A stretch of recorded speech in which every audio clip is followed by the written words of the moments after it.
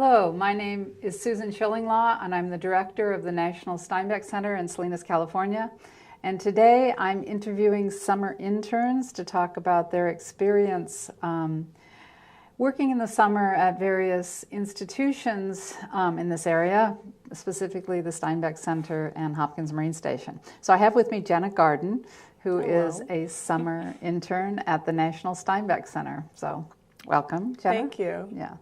So I'd like to start first with what were your, talk to me a little bit about the intern program at Stanford and what, how you got involved and what your sort of vision of the summer was. Yeah, of course. So this opportunity came to me through a program at Stanford called Community Service Work Study. And basically, the goal of the program is kind of to blend community service with,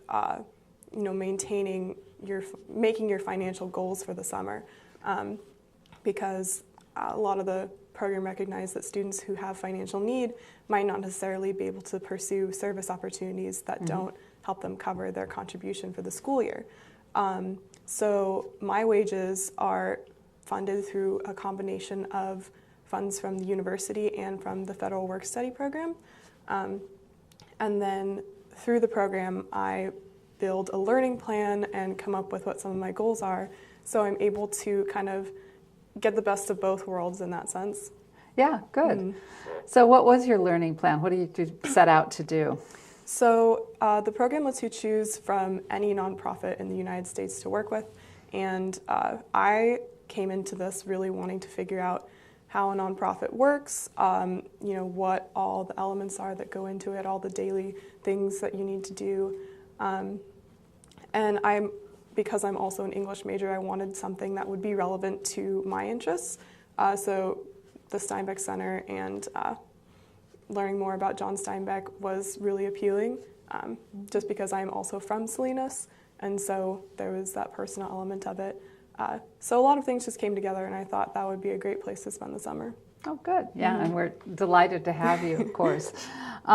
So what are you most proud of that you've done this summer so far? You can talk about some other things, some of the things you've done, but what do you count as your greatest accomplishment?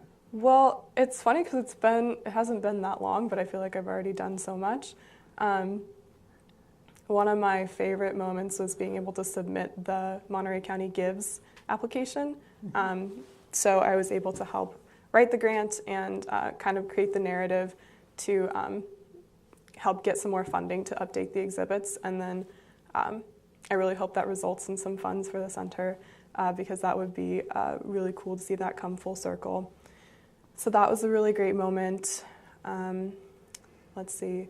Another really fun moment was coming up with the idea for the Poetry Slam and helping come up with more ideas for big read programming and advertising that.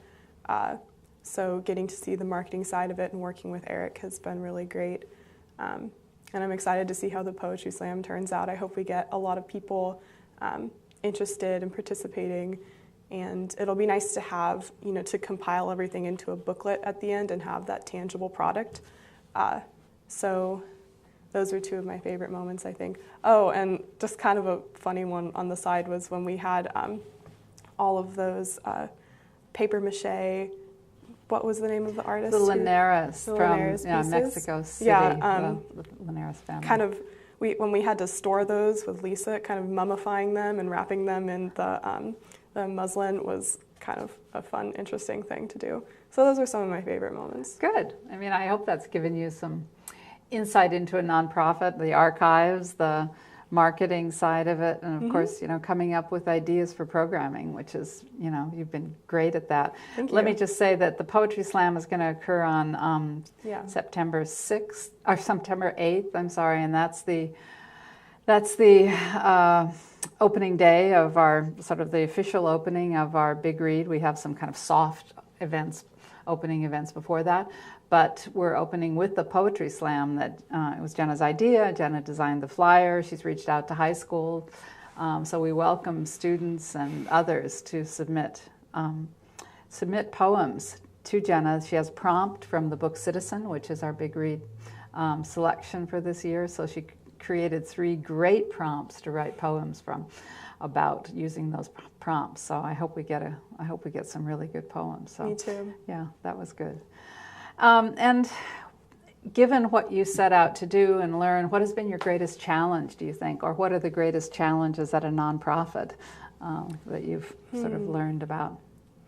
I think because there are so many elements that are happening at the same time, I think one of the biggest challenges is prioritizing and figuring out what is most immediate while still taking care of what's most immediate while still making progress on long-term goals, like working on the website.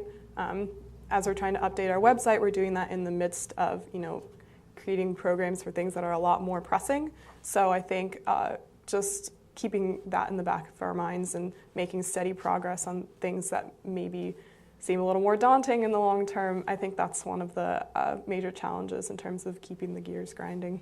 Very good. Yeah, that's a challenge definitely for all nonprofits to think of your long-term goals. Mm-hmm. Like we're trying to redesign some of the exhibits for our 20th anniversary, and of course update the website, which is a project that could take all of your time. I want to say that Jenna also came up with a great idea for the website, which we're working on. You want to talk about that, Jenna? Yeah, sure. So the Steinbeck Center is currently in the process of updating their website, and so one of my ideas for one of the new pages was to create kind of an interactive bookshelf where visitors to the website can select different John Steinbeck works and have it kind of maybe not open up, but kind of have a little interface with maybe some fun facts about the book, a short synopsis, related photos or interesting items from the archive. So it's a little more visual and a little more interactive than just clicking on something and seeing a block of text. Mm-hmm. So that was kind of my vision, and I hope we ended up, a couple weeks ago, we took a photo of all of the first editions, and we're going to hope to integrate that and make it something that guests can actually click on and use.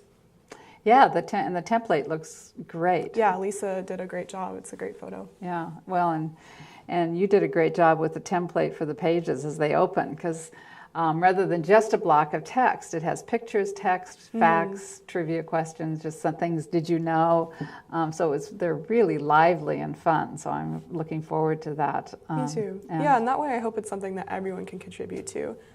Lisa with things in the archives, and then maybe other staff members can say, this is my favorite book because, and then, it's a lot more personal and meaningful. Right, yeah, and I think that's one of the goals. And Jenna has written on several of the books because you took the Steinbeck course at Stanford, so you have the background of that experience reading several of the books, and you're using that on the website. Yeah, no, that was great. And I was so lucky too, because that was the first year that I took a Steinbeck class specifically on, it was taught by Gavin Jones, who's a speaker at the festival this year, and I think in years prior to that too, right? So it was the first year that he decided to teach that course, and I was so lucky that it was landed in spring quarter right before I was going to start interning there. So I'm able to actually use a lot of the knowledge that I accumulated from that class, and so that was very timely. Mm-hmm. What is your favorite book of Steinbeck's, by the way, from that class? Well, that's an easy answer. I really like East of Eden. Oh. I read it my junior year for my AP language class, and it was incredible. I remember getting it in the mail and being really like, what? This book is 600 pages and I have to read this in only a matter of weeks, but it ended up being something that was very easy to do.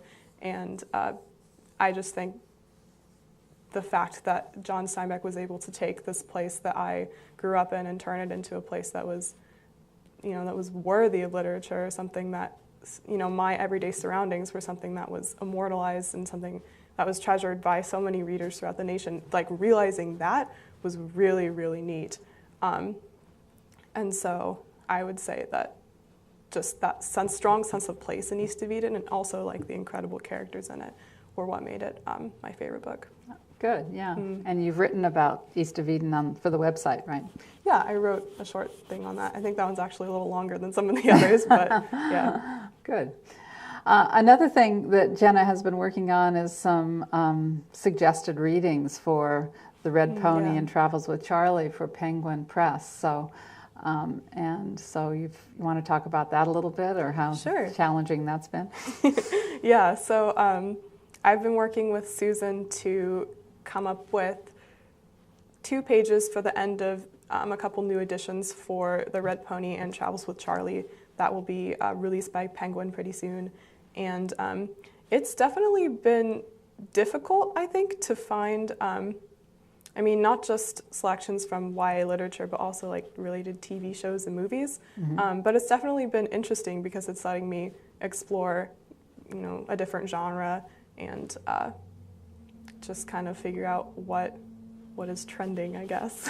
Exactly. I mean, it's interesting because suggested readings aren't just, you know, other Steinbeck books or, you know, obvious books like The Yearling, which is easy to come up with, but, you know, what television shows, what images, what songs, how do you kind of tie a book to, you know, popular culture or what's relevant today, or books that are written about, you know, various various ideas like growing up or confronting nature or dealing with death and aging, all the themes in The Red Pony. How do you make that relevant to young people today? And I think one of the biggest challenges with like this particular assignment too is just like keeping it succinct and, you know, being able to compartmentalize everything and make it very clear that there's a connection between The Red Pony and this more modern work in, you know, 2 sentences. So, but it's definitely been like a good challenge. I'm enjoying it. Okay, good. Yeah, you can see that I have thrown many things at Jenna this summer, and she's certainly met the challenges of the various tasks that a nonprofit, I think, is always involved with, kind of thinking of various, you know, fundraising, grant writing, sponsorship programs that are upcoming, future programs. We also had a meeting about ComicCon in December where, you know, Jenna will, of course, be back to school. We'd love her to stay and not go back to Stanford, but I fully expect her to return. But can you talk about your impressions of ComicCon and Salinas and what you think of that program? Yeah, sure. So ComicCon seems like definitely a very multifaceted program in that it's trying to appeal to, you know, an array of ages and different types of people. But I'm hoping that it will be something that really brings the community together. It sounds like there's going to be a lot of interactive elements of it where it's a lot more participatory than, you know, just going and watching different shows, or, you know, having things that are more hands-on, I think, is what makes that event special. And I'm hoping to see that play out as we continue to plan it. I'm hoping we find some really good speakers too.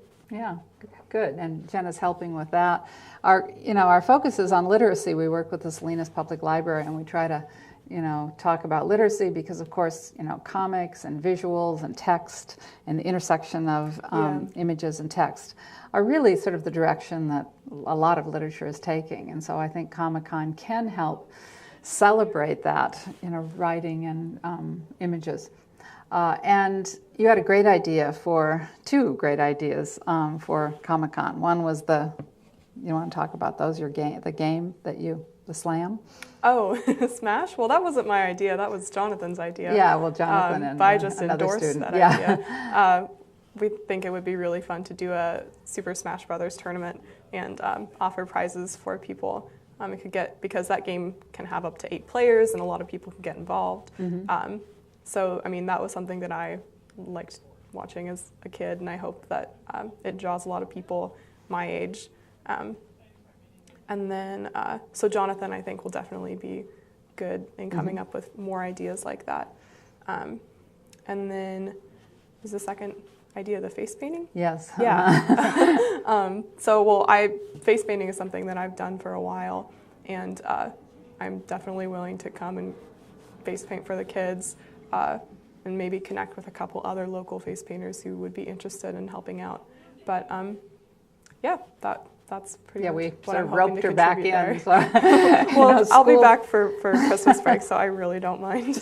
School's out in December, so we would love to have you as a face painter, of course. Well, as we kind of conclude, I'd like you to, say something about the Steinbeck Center and maybe how that is, working at the Steinbeck Center has maybe deepened your appreciation of writing or literature, or your role as an English major at Stanford. Has it changed any of your perceptions? Yeah, well, I think for one, it's working at the Steinbeck Center has definitely helped me combat the idea that an English major and maybe a humanities degree in general is something that's not relevant or something that's not usable. I found that working there this summer has shown me a lot of different applications for writing and communication, and I think that has kind of, fortified my confidence in my decision to major in English, because it's something that I really enjoyed, but I think something I struggled with going into college was, well, what am I going to do with this? And so working there has shown me a lot of things that I can do with my major. And then I think, secondly, working there has also just deepened my appreciation for where I live and where I come from. Realizing how pivotal and special John Steinbeck is as a writer was something that, I think is really valuable, and something that came out of not only the class, but then coming back and working here. So I think it's been a really valuable experience. I'm looking forward to the rest of it. Oh, good. Well, we love having you. Thank you. Yeah, I think that to have a Steinbeck Center in Salinas, his hometown, and a Nobel Prize winner, coming from Salinas, coming from the Central Valley, living in Salinas, I think really is something that Salinas has been proud of. And so as we approach the 20th anniversary, and I'm glad that you've felt that kind of, I suppose, that loyalty to the community, or deepened your appreciation of the community is. Yeah, no, I definitely think the center is a source of local pride, and I think it will continue to be in the future. Yeah, we do walking tours now, and we had quite a number of people who came to the walking tour last week. I was thinking of, roping Jenna into a walking tour as well, but she has too many things to do. But we have volunteers who work on who give walking tours, which we announce on our website. So, yeah. Well, do you have any closing words to say? Any closing words? Visit the Steinbeck Center and come see what we're working on. Right. We have a lot of great programs coming up, especially for Big Read, and I hope that the community will come out for that. Right. So the Big Read program starts with Jenna's Poetry Slam on September 8th, and it continues through October 18th, and the book is Citizen, which is a book about race in America. Thank you very much.